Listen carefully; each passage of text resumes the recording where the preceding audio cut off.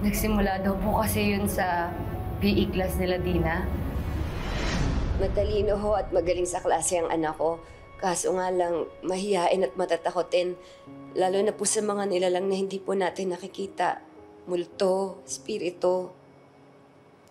Mga bata, may gagawin lang saglit si Teacher Sandra sa classroom, ha? While I'm gone, work on your group assignments under the tree. Kasi pinipaint pa yung PE hall. Okay? Yes po. Very good. Dina, ikaw ang leader sa activities you today. I explained the task earlier, so alam niyo din gagawin niyo, ha? Opo, Teacher Sandra. O, yung tinuro ko sa inyong sayaw, huwag kakalimutan. Okay? Opo, Teacher Sandra. Ako na pong bahala.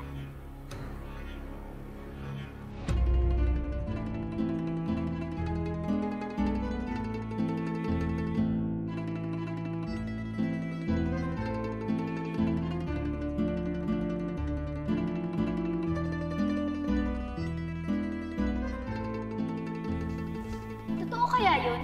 Sabi na ibang mga students, may namatay raw dito? Kaya may nagmumuto raw dito. Nakakatakot naman. Paano natin matatapos yung mga activities natin kung nagkakantuan lang kayo dyan? Tsaka, walang multo dito. Hindi totoo yung sabi-sabi ng iba.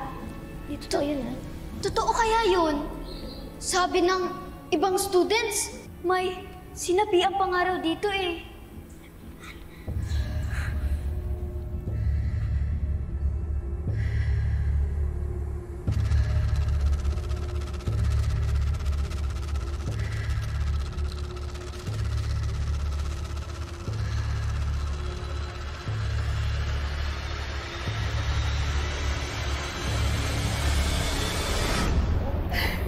Ano pong nangyari pagkatapos nun?